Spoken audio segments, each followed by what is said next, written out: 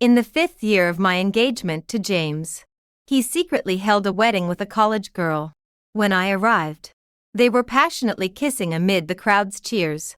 James spotted me and arched an eyebrow. The girl wanted a wedding ceremony. Don't worry, we didn't get the marriage certificate. Without crying or making a scene, I turned and left. He assumed I was sulking until the heir of a prominent family in the capital posted our marriage certificate online. James rushed to my house in pouring rain, pounding frantically on my door. I opened it, cheeks still flushed. Relax. We only got the certificate. We didn't hold a wedding. David came downstairs wrapped in nothing but a towel, wrapping his arm around my waist. So I'm just a fling. At the lively wedding venue, guests cheered for the newlyweds to kiss. The bride in her wedding gown, eyes filled with shyness, leaned in as James cradled the back of her head, deepening the kiss. I stared blankly at the two passionately embracing on stage. James' friend turned and saw me, stammering, "Emily." Instantly, the festive atmosphere froze. I walked toward James. The girl clumsily tried to hide behind him. James showed no guilt at being caught by his fiancé. He pulled the girl into his arms, smirking as he raised an eyebrow. "Lily insisted on marrying me. Don't worry, we didn't register. You'll always be Mrs. Smith." James and I grew up as childhood sweethearts. After graduation, our families arranged our engagement. He was notorious in our circle for his endless string of girlfriends, humiliating me time and again. I smiled faintly, pulling a velvet box from my bag. "This is the Smith family heirloom for daughters-in-law. Take it back." James took it, twirling it in his fingers with a scoff. "You're using the bracelet to make me break up with her this time." I didn't miss the disbelief in his eyes. "James, our engagement is over. From today, we're free to marry whoever we want." James' face darkened instantly. "Emily, say that again." His friend stepped forward, trying to diffuse the tension. "Emily, calm down. This wedding means nothing. James is just having fun. You're the one, Hail Mary." After witnessing my fiancé marry another woman, I left without tears or drama.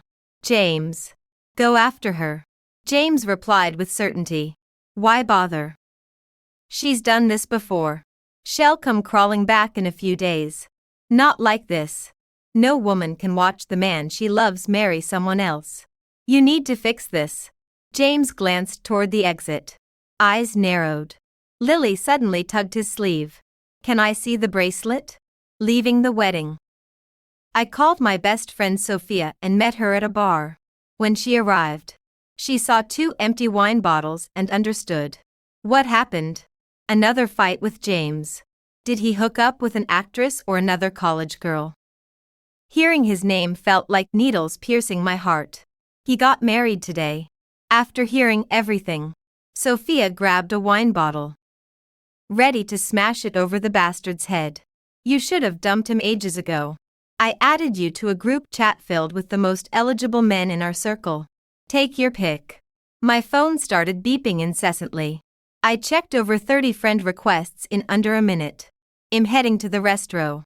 In the corridor, a man stood out in a suit that didn't belong there, with several buttons casually undone at the collar of his shirt. He leaned against the wall smoking, looking somewhat unapproachable. Perhaps sensing my gaze, he frowned and looked over. David Taylor. What was he doing here? I walked over and smiled faintly. "David, mind if I borrow a cigarette?" He raised an eyebrow. "Didn't you turn into a good girl after getting together with James? Aren't you afraid he'll find out you smoke?" I didn't respond. He leaned in, using a tone that begged for a punch. "I heard he threw a grand wedding for another woman today. Did you two break up?" I reached directly for his cigarettes and lighter. After lighting one with practiced ease, I exhaled a puff of smoke and said with a half smile, "David, want to come to my place tonight?" Our eyes locked. The implication was crystal clear between adults. David pinched out his cigarette and chuckled softly. I suddenly remembered his reputation in the circle for not dating women. And just as I was about to explain, "Just joking," he actually agreed. David used my fingerprint to unlock the door, then pressed me against it the next second. His large hand cupped the back of my head as he kissed me directly. "Emily, are you a dog? Bite softer." I frowned slightly. "Could you stop talking? Right now. What you should be doing is making me unable to speak."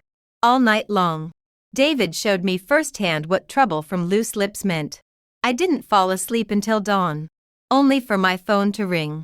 I couldn't open my eyes, just reaching out blindly to grope around the bed.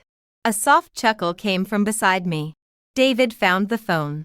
Seeing it was a video call from James, his expression instantly darkened. He handed me the phone and pulled the covers up to my collarbone. I answered, forcing my bleary eyes open. James smiled coldly. "Yesterday you said men and women marry and go their separate ways. So why did you go to my mom in less than a day to badmouth Lily?" "Who went to your mom? You're insane. What madness is this? Coming at me so early in the morning." As soon as I spoke, I froze. My voice was horribly hoarse. James asked suspiciously, "Do you have a cold?" I laughed, pretending not to understand. He caught my meaning, suddenly raising his voice and leaning closer to the phone. "Where are you? Who are you with right now?" "Mr. Smith." "We're done. Where I am and who I'm with is none of your business." Too exhausted to talk, I hung up directly. In the bar, James looked grim. "James, did Emily hang up on you? Could she really be serious about calling off the engagement?" "No way. This is just her old trick to threaten you." "James, if she really wanted to end it, would she be able to let go? It's obviously an act pretending to be with another man to make you jealous, hoping you'll crack and go after her first. That move is so overused." Everyone laughed. James' expression eased slightly. My sleepiness was disrupted by the call, leaving me more awake. I frowned in annoyance. David noticed. "What's so great about that James? He played around so much before marriage and won't stick to just you after. He doesn't deserve you." I looked up in confusion. David picked up the cigarette box from the nightstand, tapped one out, lit it, and suddenly turned serious. "When it comes to marriage alliances, the Taylor family isn't worse than the Smith family." "David, what are you trying to say?" David glanced at me. "I know you've been wanting to secure the East District Development Project, but doing it alone would be difficult. If we get married and collaborate, it'll be much easier." I was fully alert now. "With the Taylor Group's capabilities, you could easily secure it alone. Why share the profits? Maybe I don't want you getting a free ride." I suppressed an eye twitch, thought for a moment, and extended my hand. "Pleasure doing business." 40 minutes later, David and I walked out of the Civil Affairs office, staring at the red marriage certificate. I still felt disoriented. "Let's go." "Huh? Meeting the client now." David patted my hair, chuckling softly. "Honeymoon." We suited up in diving gear, immersing ourselves in the azure ocean, experiencing its mysterious beauty. Vibrant corals and fish schools swam within arm's reach. David signaled with a gesture for me to follow. Descending deeper, we looked up to discover an underwater galaxy of bioluminescent plankton. After surfacing, staff informed me my phone had been ringing incessantly. Dozens of messages flooded the screen. "Ms. Davis, I'm the manager at DK Bridal. When can you schedule your gown fitting?" "Ms. Davis, I handle wedding planning. What flowers would you like flown in for the ceremony?" "Ms. Davis, Mr. Smith has ordered an engagement ring at our boutique. When can you come for sizing? Adjustments are possible. Wedding gowns, flowers, a ring." My frown deepened with each message. Had my number been leaked? My phone rang again. James' call. "What?" His accusatory tone came instantly. "Where are you? I've called repeatedly. HR says you took a month off. None of your business. Remember? We broke up. James laughed dismissively, still sulking over Lily's wedding. Fine.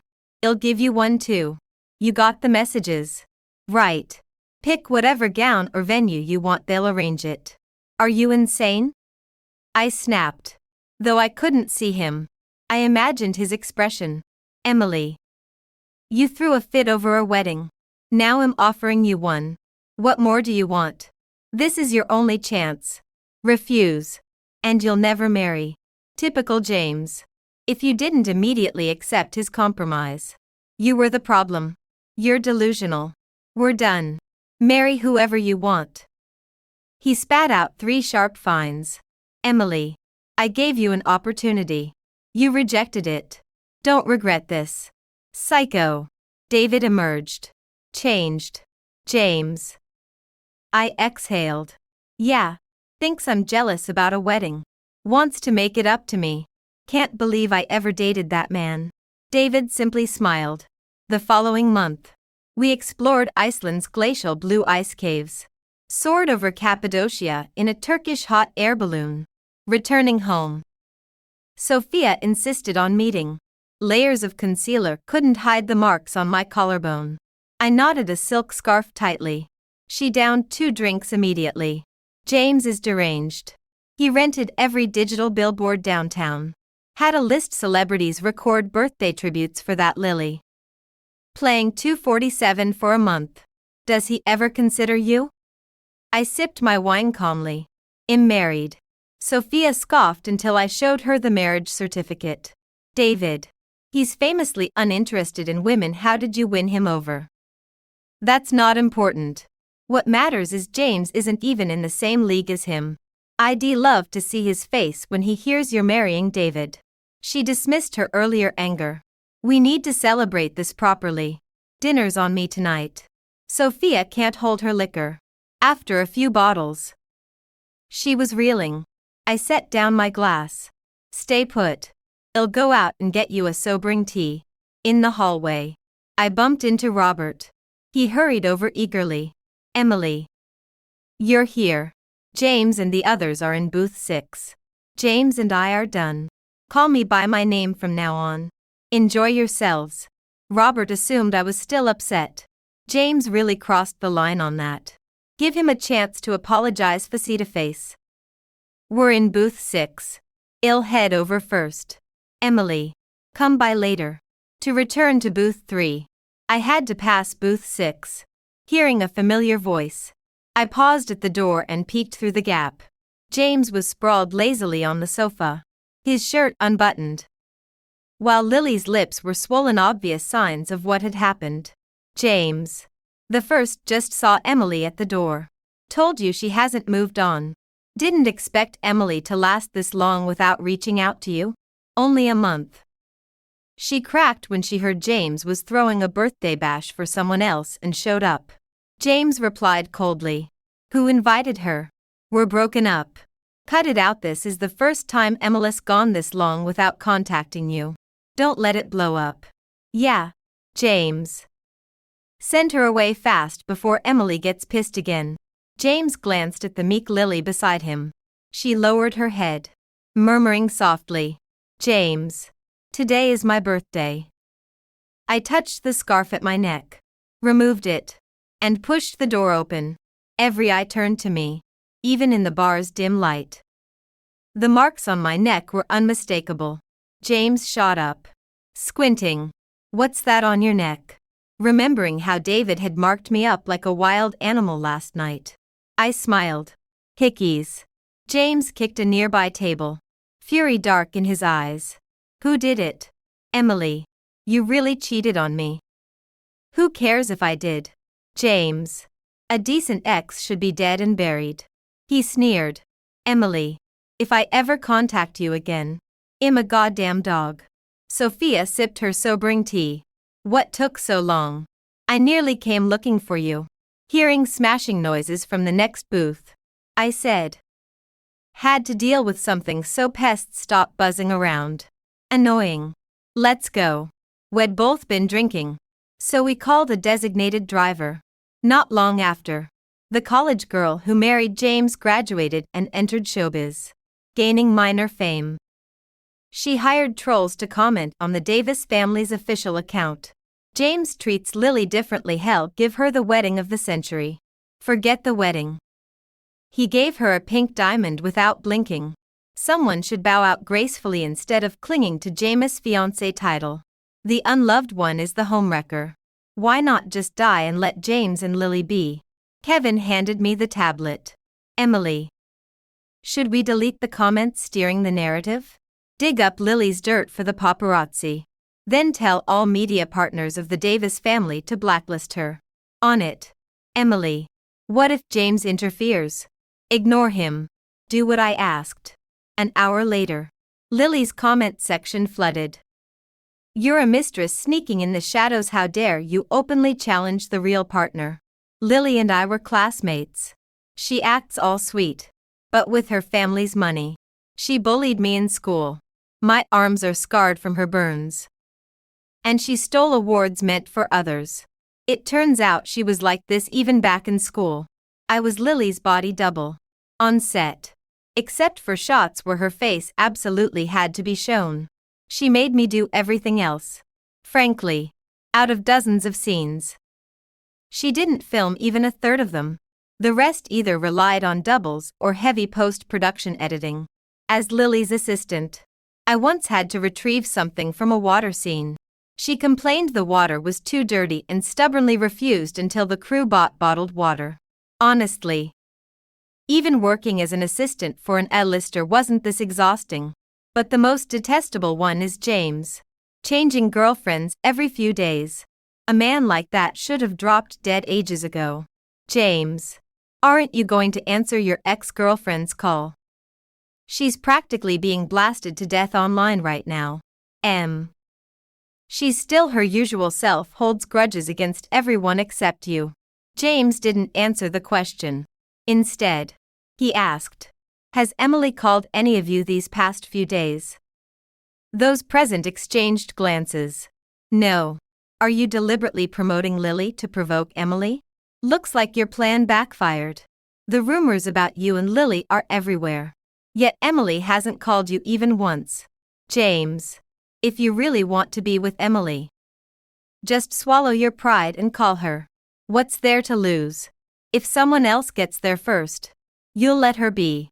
If she wants to break up, fine. I'm not short of girlfriends. That night, I got a message from Sophia. Oh right. Forgot to say that night. The whole circle's buzzing that David is into guys. Seriously. Can he even perform?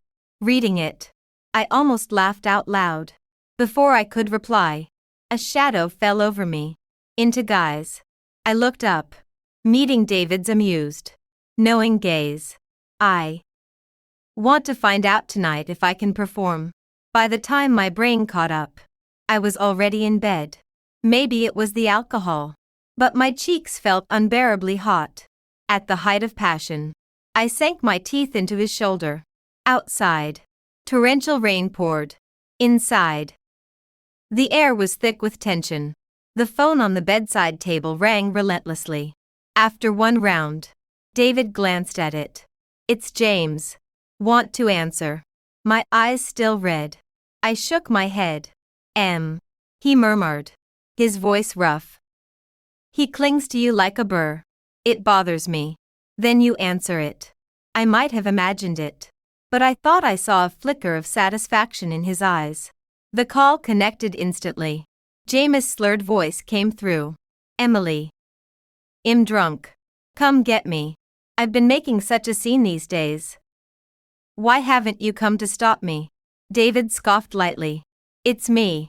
Silence stretched on the other end for several seconds. Then James' gritted voice came through. David. Have you no shame? Playing the homewrecker. We are legally married. David replied coolly. The real question is, why are you calling my wife in the middle of the night? Impossible. James' voice suddenly softened. Pleading. Please come get me. Let's stop this fight. Summoning my strength. I spoke clearly. James. I made myself perfectly clear today. You're just my ex. David raised an eyebrow. Satisfied. Without giving James another word, he hung up.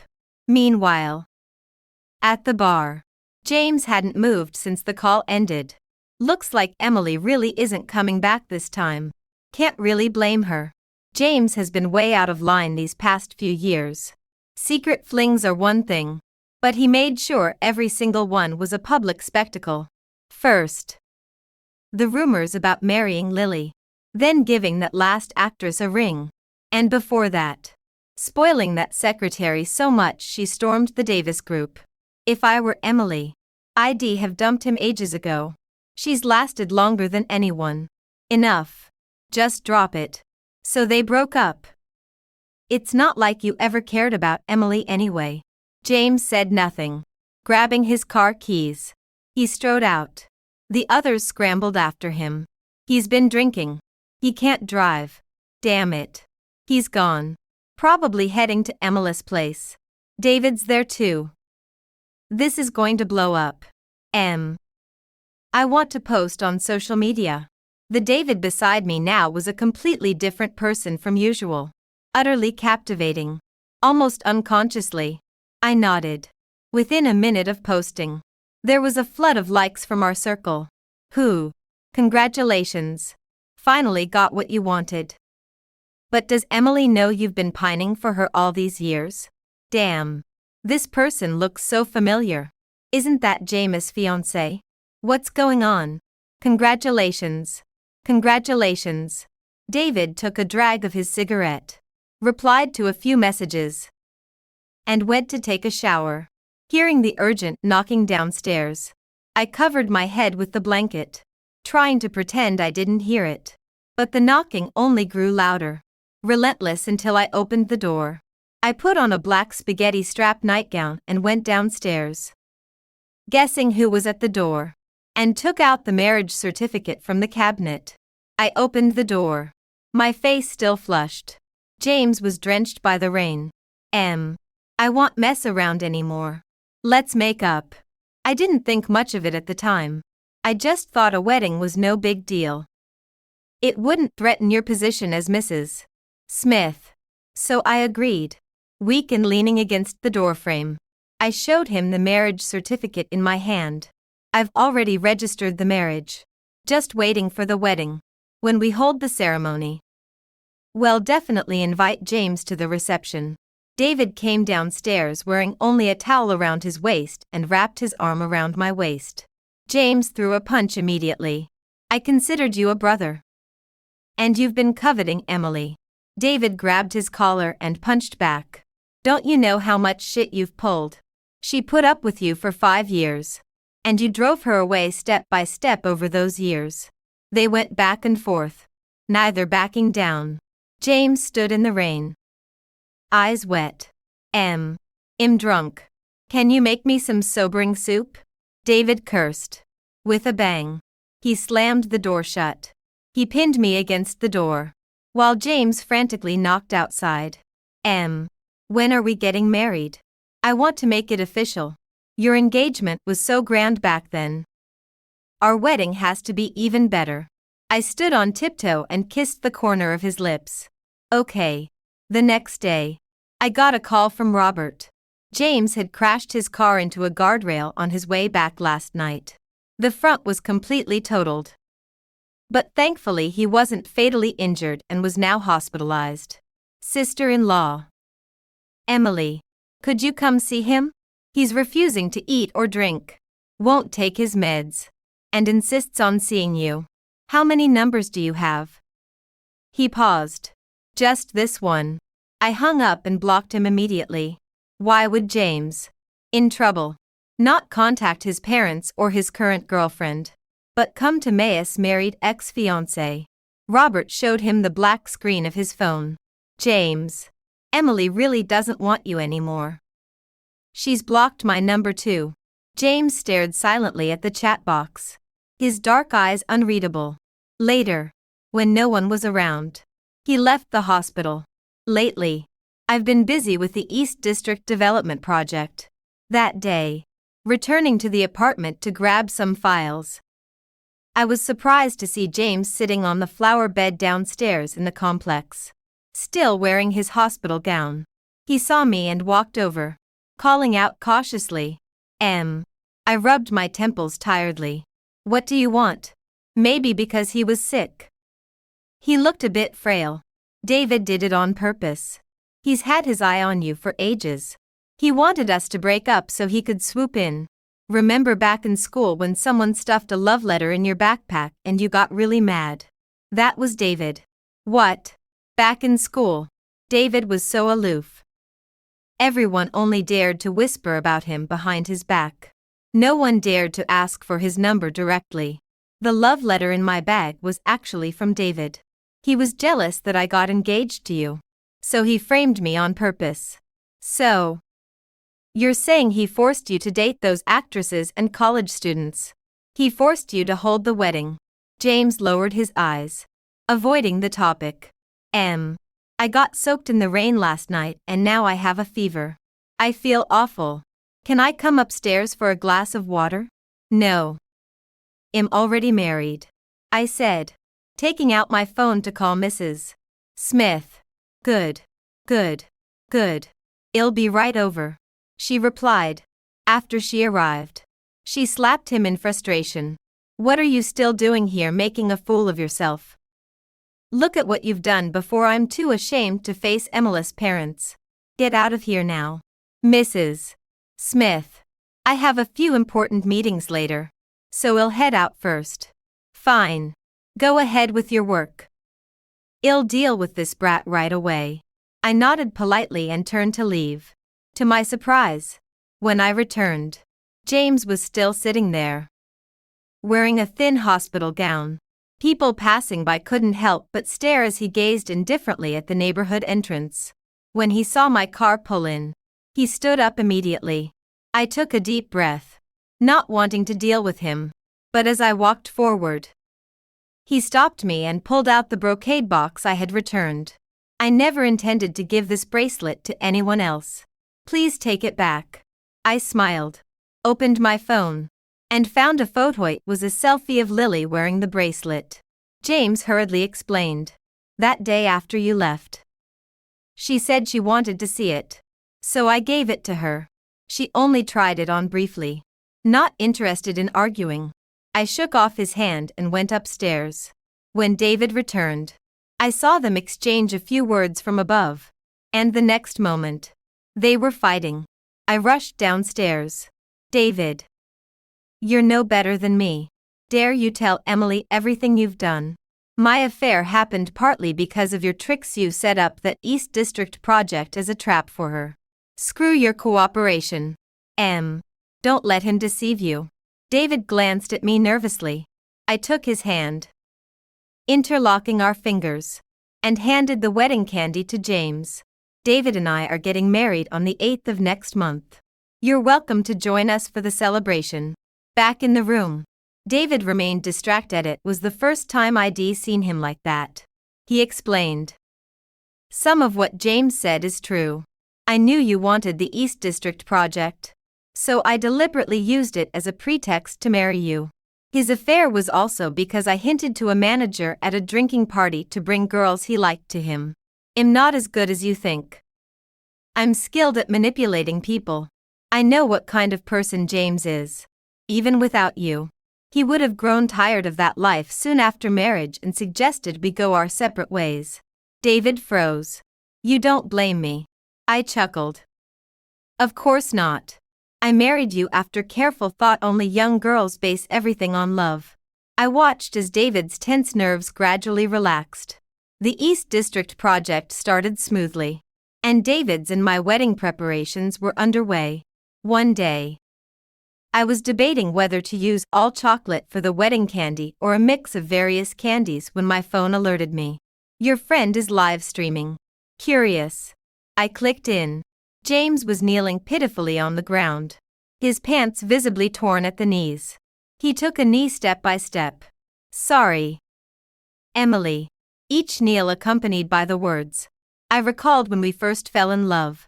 He had said, if I ever betray you, I'll kneel step by step to a faraway place. Seeing such a crazy scene, I stayed silent for a minute before quickly pulling out my phone to call him. But James didn't answer. The live comments exploded after all. It's rare to witness the president of the Smith Group in such a state. Belated love is worthless. What's the point of this act now? Didn't he swap girlfriends every few days before? Cheating is fun. Regret is hell. Just recently, he was all over a female star. And now he remembers his ex-fiancé. Sure, Mr. Smith cheated first. But his looks could rival any Hollywood star. Beauty blinds morality. Ms. Davis should forgive him. The comment above has zero morals. Well, I hope your handsome boyfriend cheats on you often. Emily's husband now is way hotter than Mr. Smith. With 8-pack abs. Have you seen it? I imagined it myself. I looked at the man in the video who refused to answer the phone. If James were to kowtow step by step up Mount Willow, it would take at least a day and a night. The most important thing is that it's too embarrassing. He kept saying, "I'm sorry, Emily." Robert called. "Emily, although James is sorry for you, he still has a fever and hasn't recovered yet. Could you please take pity on him and give him a call? You have time to call me. Why not take some people over and knock him out and bring him back to the hospital?" James kowtowed step by step like that. He didn't care about others' opinions. He didn't answer anyone's calls. He didn't listen to anyone's advice. Robert and the others went but couldn't do anything. So they had to let him do it. James didn't reach the top until the second night. He also fainted from exhaustion and was carried down by doctors. When I received Mrs. Smith's call, I was with my mother finalizing wedding details. Auntie really has no face to ask you. But James just wants to see you once. And none of us can persuade him. My mother signaled for me to hand her the phone. "Mrs. Smith, my daughter is about to get married now, so it might not be convenient for her to go see your son. How about this? I'll have David go over. They know each other from before and are good brothers. It might work." Mrs. Smith sighed. "Oh. If David comes, it will probably stimulate him even more. Let's forget it. No. Ancient wisdom says, fight poison with poison. It's settled. I'll have David go over right away." In the hospital, I waited outside the ward. When James saw David, it was like enemies meeting. With extreme animosity. "David, I didn't expect you to scheme against me. From the first female star. I've been trapped in the game you set up and can't get out. You can't manage your own territory. Who can you blame? It's also because you schemed everywhere. Without your scheming, Em and I wouldn't have reached this point." The gardenias outside bloomed. I went out for a walk and didn't hear their subsequent conversation. I didn't know what David said to him. In the following days, James didn't appear in front of me. But I met Lily a few times. "Sister, can I talk to you?" She spoke with her head down. Her voice very soft. It was hard to connect her with the person who hired trolls to criticize me under the company's official account. Lily lowered her head, her fingers twisting together. And she didn't speak for a long time. Just as I couldn't wait any longer and was about to leave, she said, "I'm pregnant." I took a sip of coffee and responded, "Lily, what do you mean by coming to me? The child in your belly couldn't possibly be mine. Could it?" Lily looked up in astonishment. "The child is James. But he doesn't want it. Can you help persuade him? I can give up everything. I can return everything he gave me before. As long as he lets me have this child." "Lily, you've come to the wrong person. I'm his ex-fiancé. I have no reason to discuss this with him. And you don't need to act like this in front of me. Which is more important? The child or the things James gave you? Obviously. You know." Lily suddenly knelt on the ground. "But now he only has eyes for you. If it weren't for you, he might let me have this child. His friends all say I'm an exception. And only I can make him marry me. Right. He once gave me a ring.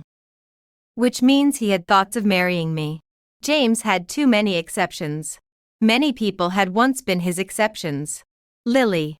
Besides that pink diamond of yours being somewhat valuable. The other ring, if I remember correctly, many people received identical ones. Lily couldn't believe it. Impossible. You're lying. Everyone says I've been by his side the longest. You must be lying. Did James ever promise you that this ring was only for you? Lily opened her mouth but found nothing to say. You see, he doesn't even want to humor you. Lily wanted to say more. I cut her off. Lily. I hope you won't appear in front of me again. And don't come to the company to find me anymore. Because we really aren't close. Kevin. Escort the guests out. Kevin sent the person away. Then knocked and came in. Emily. Don't listen to that Lily talking nonsense. The child in her belly is definitely not Jameis. My friend said since she was blacklisted by the company. She has been trying every way to re-sign with the company. What methods she used? You should know without me saying. I looked up at Kevin. You continue to follow up on the East District project. As for irrelevant matters, don't report them to me. On the wedding day, the weather was beautiful. Friends in the circle all arrived. Congratulations. Congratulations. I thought you would marry James. Didn't expect today is Emily's wedding day. What nonsense are you talking here? I think David is much better than that James. Sophia had long disliked James. On such a wedding occasion today, she was even more unwilling to hear anyone mention that name. Sorry. Look at my mouth. I smiled. Didn't mind. Go sit down first. The wedding will start soon. The wedding venue was decorated in Chinese style. Magnificent and solemn. The wedding dress was specially commissioned by David. The luxurious outer garment was embroidered with golden phoenixes. I wore a phoenix crown on my head, with golden tassels hanging on both sides. And the phoenix crown and red veil were draped over my shoulders. Two families join in marriage. A hall to pledge the union. A good match is forever bound. Perfectly matched and equal. After the ceremony, I changed into the toasting gown. Robert gave me the prayer beads that James had sought from Willow Mountain. James regrets it terribly now. If he could do it over. He said he would definitely cherish you properly. Robert was still chattering away. He didn't notice David's unpleasant expression. I smiled and separated the two. After a busy day, I went home and lay on the bed. David helped me undress. In the bathroom, my back pressed against the cool wall. The steam blurred the gazes between David and me. He hooked his arm around my waist. And before I could react, a flurry of kisses had already fallen.